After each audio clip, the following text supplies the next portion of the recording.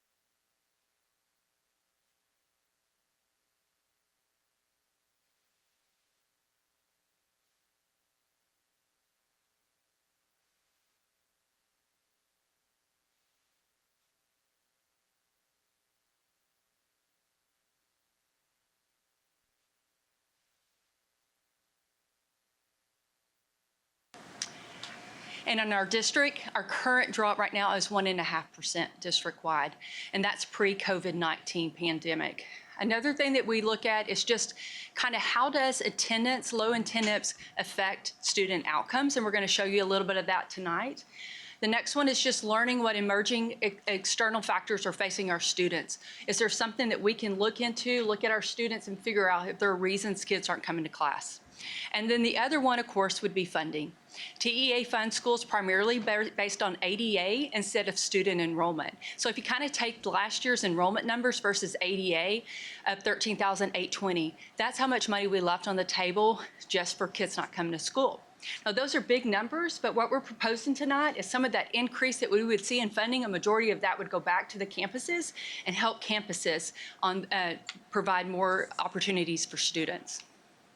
Okay, I just want to kind of put in a picture up here to show you just to look at what our attendance has done.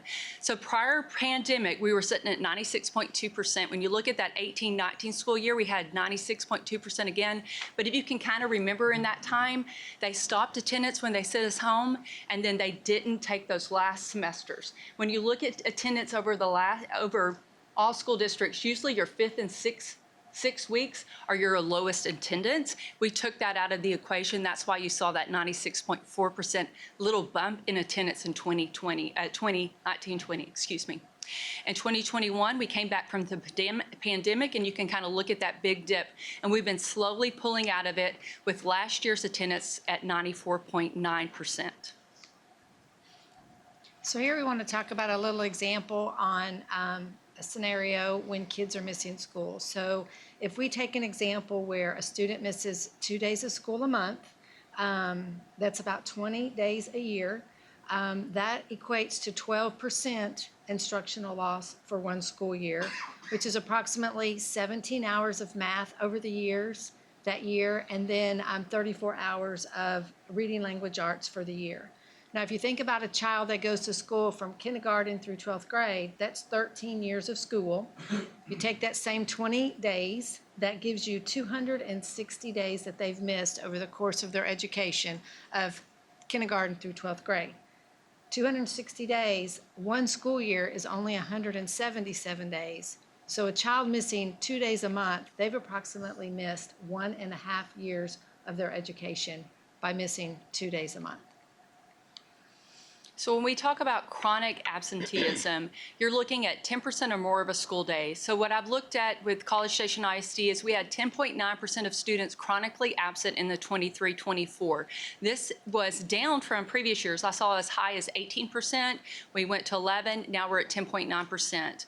But pre-pandemic, we were only at 7.1% of chronically absent students. So when you look at the STAR scores, I'm going to turn it over to Panay to kind of go through these numbers. So here's some comparisons of students that were in school did not have attendance issues versus those with attendance issues. And so you can see the charts. The white lines are chronically absent, did not meet. The gold line, not chronically absent, did not meet. So you can see across the last 3 years, the math, the reading, the social studies, and science. So I'll give you guys a couple of minutes to look at those numbers for comparisons. Can I real quickly make sure, is this just College Station or statewide? just This is College. this is our actual This is numbers? our numbers, Wonderful. yes, Thanks. ma'am. Okay.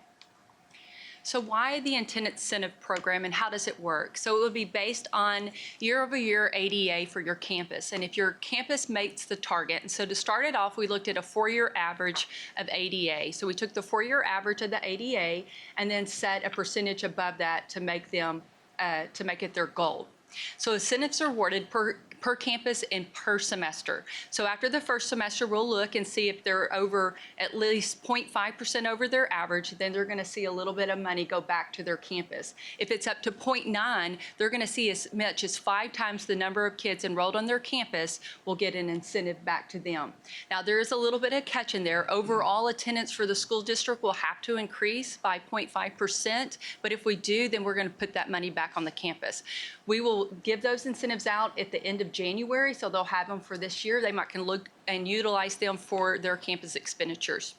For the second semester, it works a little bit different. So it's basically the same formulas, but we lower the requirement of the district requirement to make the first incentive. For example, if the district increases more than 0.1% and the campus is increased more than 0.5%, they'll see money go back to them. But it's a stair-step issue. It's a stair-step allocation up to 0.9% where they can see as much as $5 per student go back to their campus. Okay? And then if the district hits their mark, like if the district goes over 0.5, you're gonna see an additional district allocation per campus. If the district goes over 0.9, that's gonna be multiplied by 5. So a campus with as many as 1,000 students could possibly see as much as $25,000 that second semester. If you take it all into consideration, in a campus with 1,000 students, they can see as much as $30,000 more per year go back to their budget. So as you can kind of see through these numbers, we're really taking those increases in ADA and giving them back to the campuses. We really feel like it's more important to get kids in the seats. It's more important for the community. It's more important for education and for learning, and it's more important for those STAR tests to get kids coming back to school. Does anybody have any questions? To clarify some terms for the, since average daily attendance, I assume that's of children that are enrolled, not children that are eligible for living in the tax district. So you take your total membership is what we call, but it's kids enrolled. You take your total membership and then you take a total memberships in school, and then that's the percentage that you're gonna figure. So it's not people who enroll their kids in ILT or homeschool. Sir? It's not students or not families who enroll their students in ILT or homeschooling. That's correct. Okay. It's only students that are enrolled at College Station ISD. And then do we see a clustering of those absences at either like the primary, intermediate, or high school level? Well, usually your attendance is a little bit lower at your high school levels, but it's kind of mixed on our campuses. Some of our, like our middle school, for example, you look at Wellborn and they have attendance as high as 96%, and some of the other ones are a little bit less. It depends on the population of the students. That's why each incentive is based on that campus's 4-year average versus a district's 4-year average. And so they're trying to make their goal based on their attendance kids.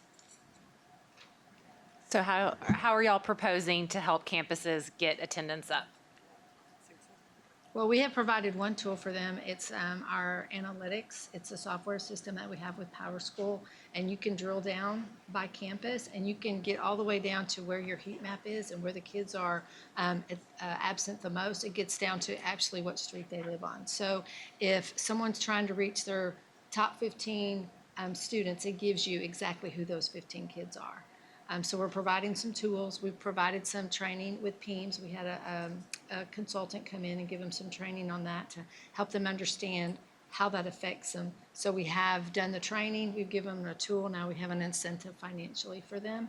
It is really about building relationships with parents and calling those parents over providing them a bicycle for coming to school. As elementary, it is the parents that are going to get them there. So it is about helping them develop relationships with those families.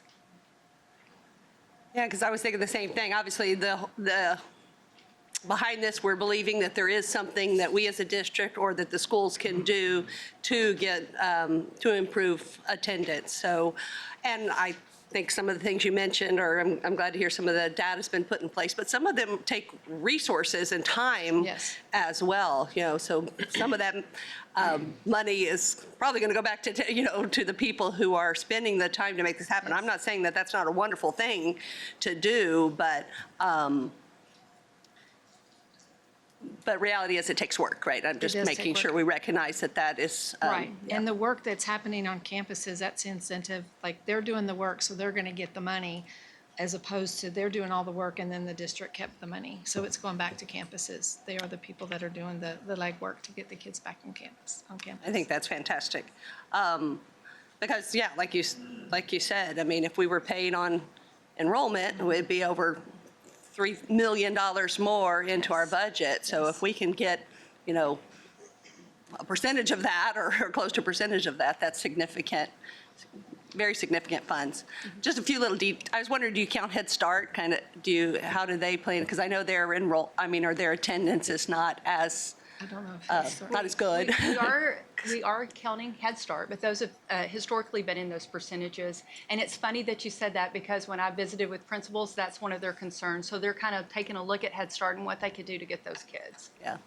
The other thing with building relationships is you're going to find what the root cause is for attendance. Is it transportation? Is it, they have to take care of siblings and so they don't come to school because somebody's sick. But finding out what the root cause is on the critical absences is going to be helpful for us to provide support to that family. Yeah, chronic absenteeism many times starts at a very early age. So getting in that practice from early education through fourth grade is the biggest deterrent. And it usually sometimes will run through families. So if you can fix that cycle early, it doesn't just come out generally as an issue in 7th or 8th grade. It's usually a pattern. So what we're hoping to do is jump on these patterns early or in a child's career, gets them to school, allows them obviously not to miss so many days of instruction, and catches them up academically. No, I think that's great. I think also the data, even from a district-wide, could be helpful. I mean, like you said, is it transportation? I mean, is it something else that maybe from a district-wide we could address?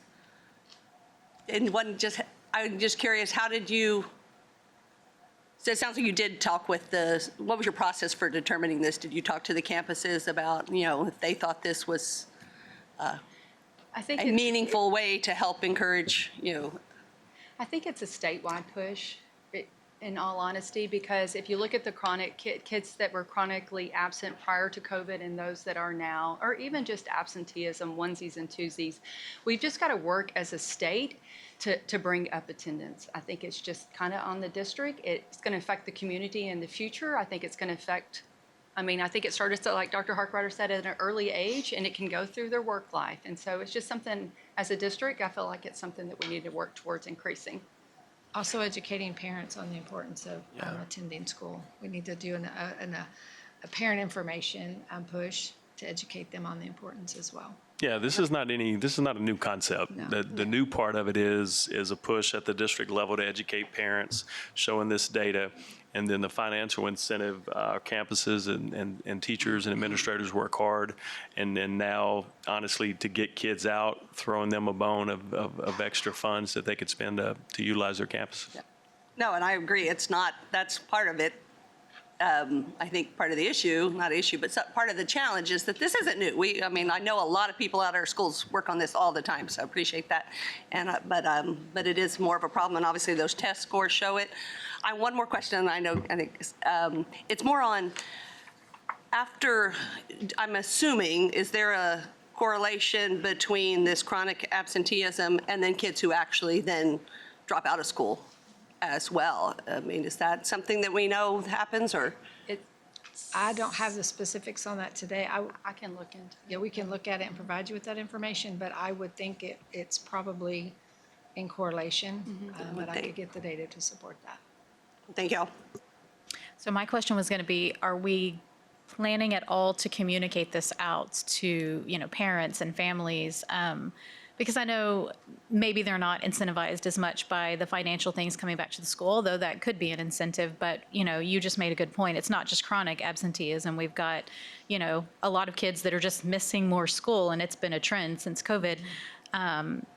Are we going to kind of give a district effort towards saying to families and students, hey, attendance is really important as we roll this out?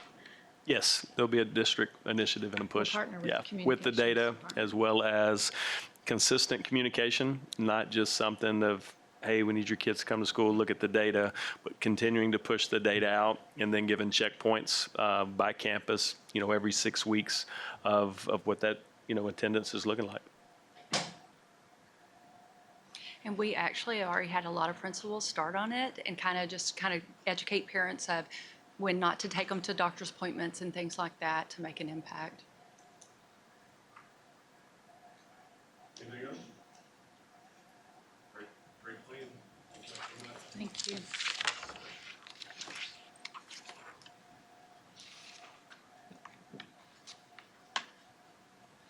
That'll bring us to item D, debrief of the TASA TASB 24 convention in San Antonio.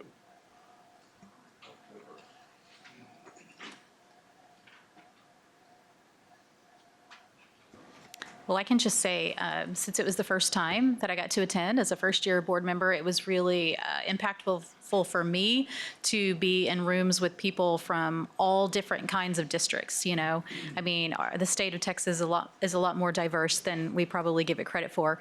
So from someone who's in a teeny tiny district to someone who's in like an Austin ISD.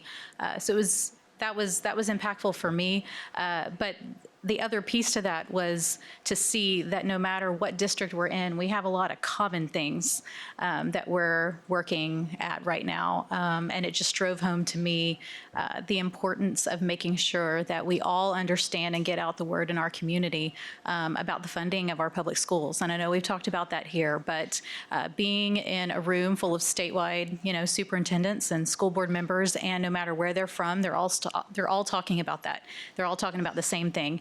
And so that was really one of the most impactful things for me, just kind of lit a fire in me again to do what I can to get that word out and educate people on how our schools are funded and what we need to be telling our legislators. I'll kind of echo that. It was really interesting as a first year. There were so many sessions. I mean, I feel like we could have been there for days and days. Couple of things that I did take away from it is our district really is doing amazing things. When you talk with other districts, I feel like we're really kind of ahead of the game in some areas, and that's all to the administrators and staff we have. Same thing with, I attended a session on safety, and I still serve on the safety committee here. Our director is really, really sharp here in CSISD. There's a lot of other safety measures I wish we could implement, but once again, it comes down to funding. And the state gives us $10 per kid for safety measures, which doesn't even scratch the surface of all the things that we could be doing. Another session I attended that I found really interesting was on PLCs and how some other districts have had just tremendous success implementing them. So I'm really excited that we have a big push for that in our district right now. And also attended a session on CTE and embracing the community, and I feel like our CTE push is doing that right now. So felt really good about the direction we're going in and did learn a lot.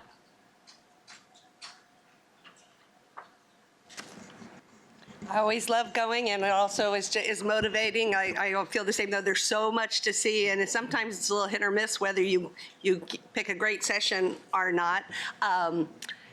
Ms. Wilson and I attended a session that was held by our neighbors from Bryan, because we kind of were doing a little benchmarking, because it was entitled Multi-Pronged Approach to Innovative Staffing and Retention of Teachers. So we want to make sure, again, we were benchmarking.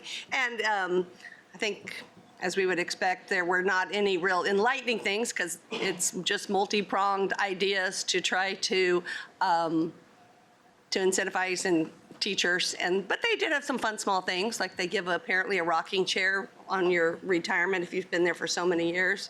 They also work hard to recognize teachers out in the community and at football games. Anyway, it was just wanted to make sure we were trying to do some of those, and I know Ms. Wilson wrote some ideas down.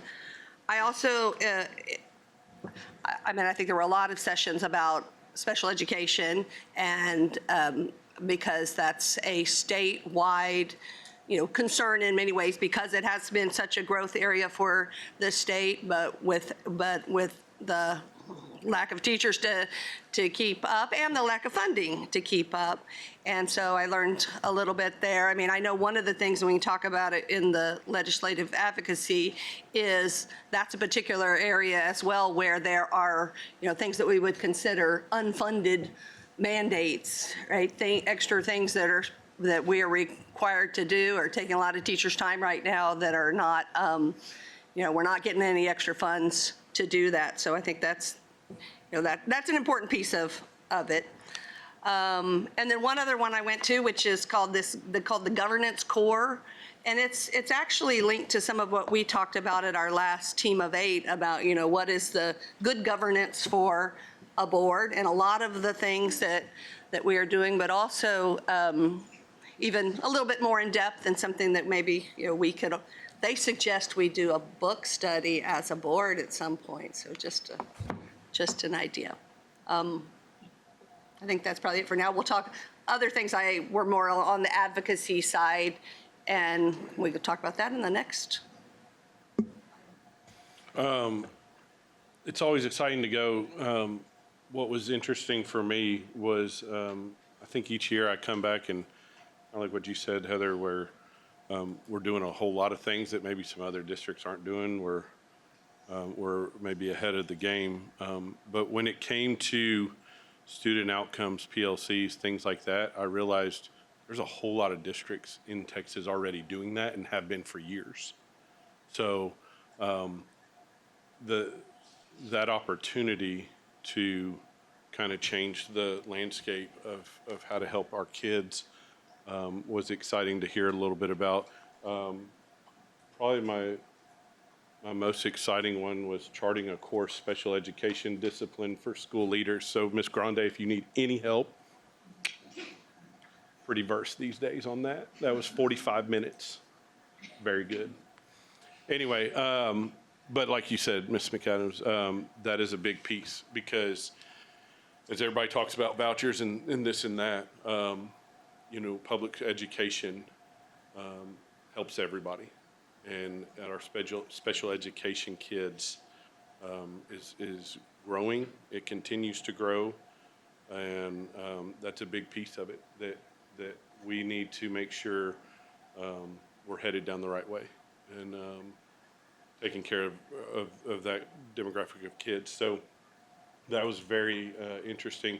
Some other sessions that I went to was pretty much just kind of in my role right now, just running meetings and just understanding how to make sure we're focused on how we're presenting our meetings, that there are goal-oriented agenda items and things like that as it pertains to our students and their outcomes and successes and any concerns. So those were two of the sessions I went to. Did go to another session that met two guys from a district who have 300 kids in their entire district. And I said, well, we don't have a lot to talk about. And he agreed. And so, but I mean, just the dynamic of thinking about that and these two school board members and 300 kids. And I'm like, where do your kids come from? And he goes, well, 99 of them come from the city next door because we have an open school district. And I was like, holy cow. So, I mean, just learning bits and pieces of how different districts function. So great to meet a lot of folks, see a bunch of folks that I've seen over the years. Some friends with board members and things like that I've known. So, but yeah, overall, great conference. Always good to go to San Antonio and see everybody. So that'll be interesting for next year. That'll bring us to item 3, discussion on the 89th legislative session agenda for CSISD. Dr. Harkrider. Yeah, I've sent you guys an email, and you've got a hard copy at your table of the 2025 TASA legislative positions and priorities. I'm going to kind of go through. I asked cabinet members to give me feedback of their top 3 items, and so I've got 6 here that are kind of the ones that stood out. Number one is funding, and for funding, it's truly new funding, meaning an increase to our basic allotment that is in law, not a certain percentage or X amount of money, but actually targeting the basic allotment. And the other piece of funding is funding us on enrollment versus attendance. I think that's probably the number one item that's missing right now. I think Heather put up a slide on our attendance versus enrollment. Cost us roughly about $3.3 million a year. Vouchers, most of my cabinet members were adamantly opposed to any sort of voucher. I think that's a discussion point based on the last legislative session. That's going to be a sticking point for this entire session. We received no new money based on that stance 2 years ago, and I think we're all in a position right now where that can't happen. I think the concern on a wheel or a deal for vouchers is historically across the state, there is not a model where it has worked. And so the concern is if you give in to that and vouchers do pass and you have track record that they're not successful and states are billions and billions of dollars in debt, what does that do to the state of education in Texas in the next 5 to 10 years? It's kind of a scary proposition. Assessment and accountability, the current A through F model is way too basic for the percentages and the metrics that TEA uses to gauge our school districts. I think the number one thing in my 11 years as superintendent that I've seen completely deteriorate is a lack of local control. We have pretty much no local control over our school district. Everything is mandated through TEA. Or through the legislature. At this point in time, one of the board's biggest priorities was setting our tax rate. The way it's set up right now, we don't set up our tax rate. The state tells us what our tax rate's going to be. The only portion of our tax rate that we set is our interest in sinking tax rate. Other than that, everything is set for us. So every community is different. TEA's approach is a cookie cutter approach. All rules apply to everybody, and its model doesn't work. Each community is unique, and I think local control with what our taxpayers and what our parents want to see in the school district is something that needs to be given back to school districts. Teacher shortage, we could argue all day of why. Probably, I think the biggest reason is you read nothing publicly in support of public education. It's everything that schools are doing wrong versus advertising everything that we're doing right. And the two biggest areas are SPED and bilingual certifications. Those are two of the toughest certifications for teachers to achieve. And we have zero flexibility with that. And what I mean on flexibility is not that teachers can't demonstrate those skill sets, but if we could hire a teacher to work in special education and give that teacher a year to pass a certification test, that would give our staff a year to work and prep that person to be prepared to take a test, versus I've got a position open because I do not have any special education teachers, and my staff drowns trying to cover all the minutes that are required. And it's no different in bilingual ed. These are shortages statewide, have been a problem statewide for the last 5 to 6 years. Last one is school safety. Heather mentioned it, $10 a student and $15,000 per campus to keep our kids safe is laughable. And our district, Tracy's done a wonderful job of applying for safety grants. That's given us $600,000, $700,000, $800,000. The Adams family, wonderful donation of $1 million to help us secure our campuses has been outstanding. I ran into a member of their board the other day that came back and was like, is there anything else we can do for you? It's like, absolutely. We appreciate that support. Has been phenomenal. And then our own district money. And we'll continue to do that. We have now security personnel, armed security at every single campus. We had to add 13 officers last year with not one increase in our budget to do that. The district could have opted out of doing that. We did not, because we didn't think, obviously, that's not best practice. We want our kids safe. We want our staff members safe. And so that was kind of our top 6 I'll kind of leave the discussion to you guys. I think this is kind of a consistent top 6 or more. The TASA piece, there's tons of other areas that they kind of dig into, but I think that's kind of a consistent 6 with our team of where we are and what we would like to advocate for. I will tell you that Austin and I and Krista will have plans. Krista's come up with an idea of some coffee chats, that this will be a discussion for us starting in January with our community through the legislative session, that we will get emails out to parents and our community about bills that are out there, what they look like, talk to our legislators. My job is to keep them informed and answer any questions that they have. When they sit down, we'll have a lot of freshman reps there. There's a lot thrown at them. There are hundreds upon hundreds of bills, and it's impossible, even with their staffers, for to have a great handle on every single thing. And I think our job is to make sure we've got two-way communication, that anything that's dealing with public education, that we're a resource for them to make sure that they have all the information that they need to make whatever decision that they want to make. But I do not want them to be guessing of what it's about, that we can fill in those gaps for them. When you talk about legislator engagement, the chamber sends a delegation to Austin every year. A&M has, I think, $4 to $6 million budget, and they tend to get good return on that. What are our constraints as far as engaging with the legislature as a public school system? I don't know if there's really any constraints. They'll ask for testimony, and TASA reaches out for testimony on different bills for superintendents or even central office personnel to go down and talk in front of a committee, that the committee members will ask questions and you kind of give your expertise on the matter. And they see both sides. I mean, there could be a bill and there'll be testimony for it. There'll be testimony against it. And I think really that's it, is just trying to have a voice. I think from what I've seen historically, us going down, a lot of times some folks just view, well, that's your job, that's what you're supposed to do. When my legislators in the past have heard from my parents and our community members, it's really carried a little extra weight, that this is someone who's not employed by a public school district, but they have an opinion on it. And I think it just gives them a different perspective that helps. And that's why I really want to make sure that we are educating our community of what's going on and how it affects us. I think the disconnect is they don't see how it's affecting us here in College Station, where it is, depending on what we're talking about. It could be a great impact, it could be a negative impact.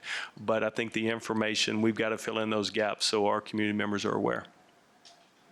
Yeah, I really think that, I mean, all that's important, but that last specific point of really understanding some of the specifics of how it's impacting us here, you know, to especially communicate that with our local legislators that are going to be in Austin, right? I think we need some examples, and we need to be able to even share some numbers. I mean, it's one thing to advocate for the whole state, and I still believe in that as well, but I mean, I really want to make sure that we have a message that highlights the needs, you know, here and some of the pain that we have here. I like the TASA document, and then I won't say the precise words, but the themes are local control, accountability, and transparency, but those have to cut both ways. Like you said, exactly, that's been my frustration, is school boards really can't do much, but then we're held accountable for the state's decisions in the public square and on the rating system.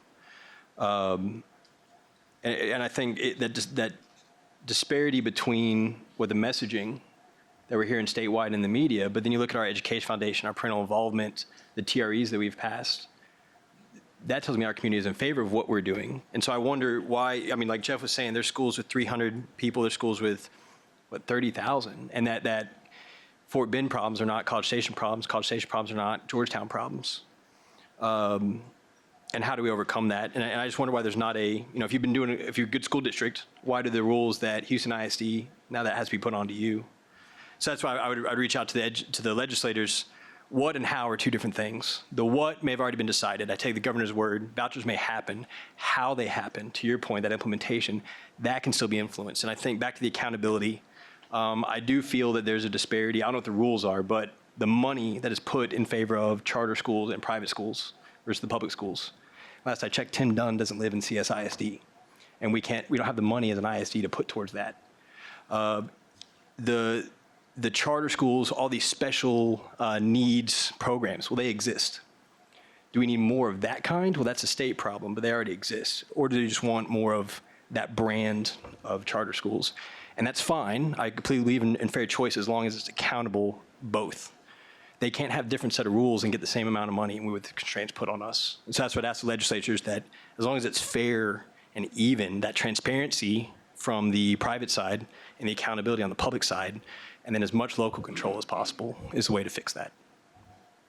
And that was the same message that TASB discussed when we did delegate assembly, was exactly that. I mean, we're actually changed the language away from, no vouchers, like that was the previous language. It's more of that funding for education in our state,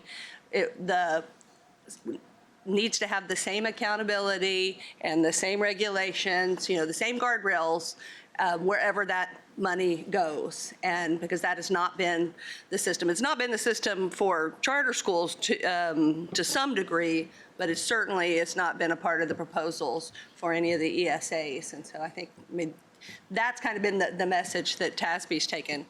I also like TASA's way that they formulated this. I did, for the agenda, I would point out that really the summary for advocacy agenda from TASB is the second page of this, and it was really the two things. It was invest in students, right? It's really, about funding for students, and it focuses, it's really this, and I'm sorry, this is a very printed out oddly. It's the little paragraph that starts with support students and properly resource all public schools by increasing the basic allotment. I mean, that's the easy math and the easy way to, tell people that the basic allotment has not kept up with the needs, and certainly has not kept up with inflation. And, so that's kind of the main piece of that.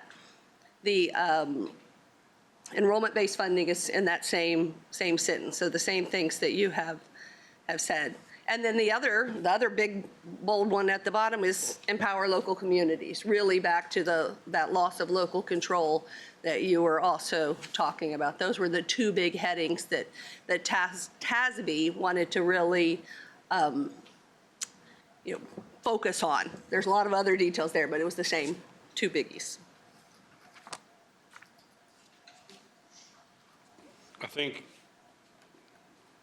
We just had a report on the allotment piece. That's, like you said, Kim, that's pretty self-explanatory. It's a math game. It makes sense. Haven't got funding since 2019, I believe, yeah. Yeah, so increase in funding there. And a whole lot's happened since then, obviously. So the A through F accountability, the scorecard there, that one drives me nuts. And it's continually moving the goalposts while the game's being played. And that does not make any sense to me. We're taught that life is not fair. And I agree, life is not fair. However, level playing fields are fair. And it's the reason sports teams get out on the field, the court, whatever they do to play the game, because you never know what's going to happen. So if we're playing on the same field with every other ISD, and then if we're bringing the charters in, private schools in, then we can make this make sense. Like you said, Blaine, everybody's talking about vouchers. No one has said what's in that thing or how that's calculated or how this is that.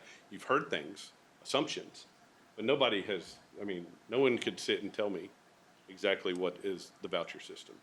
And that's where I'm just kind of waiting. We have tremendous community support here. We have for years and years, decades really. So that's huge. The interesting piece of College Station ISD, like you mentioned, in the district that I talked to at TASB and this and that, we are a unique district because in our 5-county radius, we probably get the lowest federal funding of any district. Correct. That's an assumption. Don't know for sure. And that's because of, you know, housing, taxes, things like that. That all comes into play there. So we're not like a Houston ISD, DFW area, things like that. So, and Dr. Harkrider is very good about this. You know, everybody's talking school choice and everything. Everybody does have school choice. You can move wherever you want, you can live wherever you want. And so it's out there. It's just a different type of school choice. So it's going to get interesting. I think Dr. Payne said it before in a meeting previous. We're only a voice up here, and the administration and teachers and all that are only a voice. So we have to depend on our community, our parents, and folks like that to get the message out that, hey, you know, if we keep kicking the can down the road, school districts are going to be in a world of hurt even more than what we've already seen. So it's unfortunate that we're in this situation. The only fortunate piece is that we're a couple of months from going back into legislative session. Knock on wood, hopefully that's a good thing. But I try to look at the glass half full, not half empty. That's the good part, at least. Hopefully we'll have some answers. And on the positive note, the governor himself has mentioned a few times that he's not a big fan of STAR. Now, I don't know if it's the test. I don't know. I get frustrated with the lateness. If that is the standard, let's assume it was comprehensive. Cool. How can we adjust our curriculum and our application if we don't get it till years after it's been applied? So he doesn't like STAR. That's awesome. And I like what he's saying is teachers should be teaching. Just like an ISD should be educating. And I think if he holds to that principle, I'm optimistic the outcome will be there. And there's one more, the administrative burden, but I think, yeah, how it gets, I can't see the costs don't go up when you have to tackle The other part on STAR, every state, if you receive federal funding, has to have a state accountability system.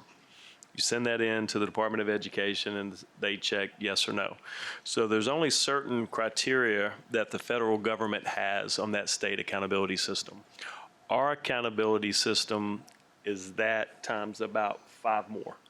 So we go above and beyond what the federal government asks us to do. I believe, if I'm not mistaken, the federal government side is math and reading. There's certain grade levels. So it would highly reduce what we have to do as far as testing if we just follow the basic requirements of the federal government and then try to go above and beyond that. It doesn't deteriorate what's important that we're doing. And I think there's a piece of that, and I think it's really a lack of trust with TEA on us as educators. Well, if we don't check all of these things, they're not going to do it. Like the argument I've heard before from TEA that if we fund you on enrollment, you're going to not make kids go to school. You know, that's kind of like where everybody got into education to make a lot of money. No, they didn't, because they care about kids. That being punitive to us and grading every single thing our staff does doesn't make our teachers work any harder. It stresses them out. It creates issues that don't have to be created. So it's at some point in time, and that's where I go back to local control. TEA can put whatever they want in and not in. No one in our community worries about what TEA is asking us to do. They're going to grade us on what they see and what they want from our school district. If they don't like what we're doing, they're going to take their kids and go somewhere else. So the fact of having more local control, that we can streamline our school district around the values of our community and what our community wants to see is a huge plus, and no different than Dallas, San Antonio. What those communities want, it's their school district, it's the taxpayers funding us. And I think that, in my mind, is one of the biggest things to get away from all the requirements. Probably about, of our staff development at the beginning of the year that our teachers do, 80+% of that is required from TEA. None of that's required from us. None of it. It's all the things that literally take 3.5+ days of our staff development is giving our staff time and us time to provide training that's required from TEA. Now, some of that stuff's needed, and I can tell you, our teachers could probably tell you better, half of it's not needed. But it also doesn't all have to be done in August. we could take the entire first semester and work in some of these things so we could give teachers more time to get prepared to get ready to start school year for our kids. So the local control is something that we've lost and it's hurt public ed. And I think your comments on particularly us setting a tax rate is huge. We really don't set that anymore. And there's other things related to our funding through taxes and our bonds that probably should be better. One is, the requirements and the language that we must put on a bond that is not really reflecting always reality, right? That it always must say that this is a tax rate increase, even though we have worked hard to get our tax rate down in many cases, but that's something that has to be on there. And then the other thing that specifically affected us the last couple of years, right, is the push from the state to actually come back and say that our district's valuations were not high enough. That thing, I mean, that just doesn't make really any sense for us locally, but it really was a way for our taxpayers locally to have to pay a bigger piece of, the Texas education funding, right? So, I mean, and then you get into the question of recapture, and we've been on that borderline, but although some years we've had recapture and we might again, but the fact that some school districts are paying billions, are literally over the years lots of money to recapture. And it's not the concept of making sure that everybody across the state gets a good public education. It's the fact that now so much of that money is not even going to public education. It's going into other funding, other streams, and it's not, that was our local tax money that was dedicated for, I feel like, was dedicated for public education. So those are some of the things around the taxes and our local tax dollars that I think are important for our local folks to be aware of. I do think we should try to work on, like I said before, what are some of the very specifics here that, and I would love the districts or Ms. Wilson's help on, what are some of the biggies that hurt us funding-wise, or even, they don't even have to be huge because they all add up, right? When you look at the weighted daily attendance, right? I just found out recently, for instance, that the funding for GT from the state, the extra weight for GT, and correct me if I'm wrong, it's capped at only 5% of our student in our population. What's our GT percentage of students? I think we're like 12% now, right? But because the state, and Morath has said it's because this is some historical number they just pegged, that only funding comes from 5%. That specifically, to me, impacts us, right? We will legitimately have a higher percentage of GT students, and we're not getting, the extra money that it's costing our district to meet those needs. I already mentioned some of the requirements with SPED that are not specifically funded. Another one that was recently mentioned is that even just to do evaluations, and in the increased number of evaluations that the teams are doing, those can cost a district, depending on how detailed they are, from $1,000 to $5,000 per evaluation. And even if that kid then is determined that they don't need the services, but then we don't get any money for it, right? And we don't necessarily get money specifically for the evaluations. There's just lots of little things out there that we're being asked to do that add up. Okay, one more. The transportation. The fact that we do not, get sufficient funding to support the number of miles and to even pay for the gas that we use for our student transportation, again, it's just flabbergasting to me. Our district is pretty spread out, right? And so, we have a lot of students who are outside that 2 miles from campus. And, so. Heather, what year is that reimbursement based on? In the 1970 something? Yeah. I would love Seriously. to, yeah. Shannon, do you remember? I don't know, but it's Not right. I want to say it is it's I swear it's in the 1970s is when that metric began. And that's the mileage reimbursement per miles outside of that 2-mile radius that we get reimbursed. That's where the number is. It may be in the 80s, but I really think it's in the 1970s. And we should be actually, I feel like we should be incentivized to have more kids ride the bus. It's one of the safer ways to get to school. It, keeps it helps with attendance for sure, helps with our local traffic. And instead, we're punished if we get more kids, punished financially with more kids. So I appreciate the discussion, but I also appreciate that we're going to do the coffees about this to help communicate some of this to our voters and our local constituents.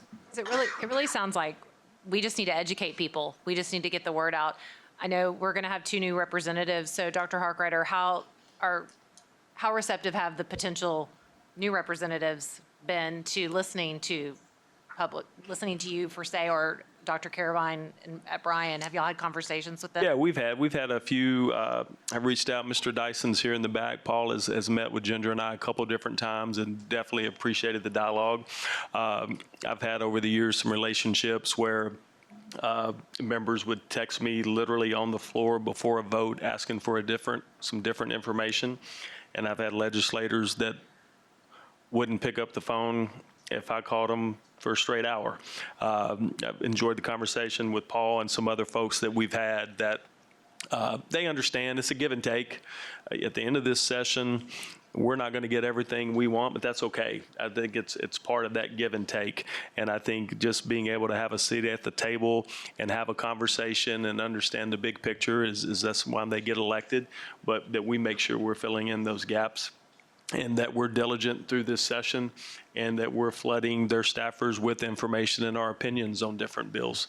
It's important, even if they get busy, they may forget to ask, but if that we're constantly having that communication, every month about what we're hearing. Hey, have you heard something about this bill? I'm hearing this one's coming, this one's bad for us based on X.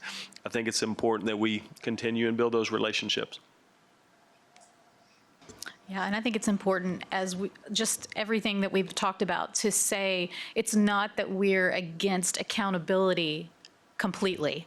That's not the message we're trying to send. Accountability is important. It's important for us as a district and as trustees to be accountable to our students and our families and our community. But we want fair accountability, an accountability system that's not broken like it is right now, that doesn't put undue burden on the districts and the teachers and the students, and that's going to be a universal accountability system for any school that we're going to give public funding to.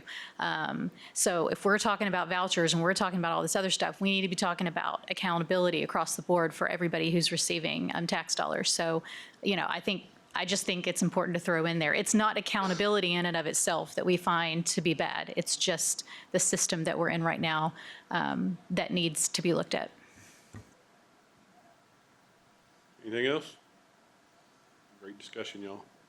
Can I just say, sorry, what is the next step on this from you? How? Yeah, I would like each of you, if you'll just send me your top 3 to 5, same way we did with the cabinet, and I probably can guess what those are going to be, but I'll put those together and then send you guys out an email of what those 5 things will be, and then we'll put something on our website and make sure we've got a luncheon coming up with community leaders, and we'll make sure that's a presence there, but start putting that out and just kind of publicizing what we're looking for and why. Perfect, thank you. All right, that'll bring us to item E, adjournment.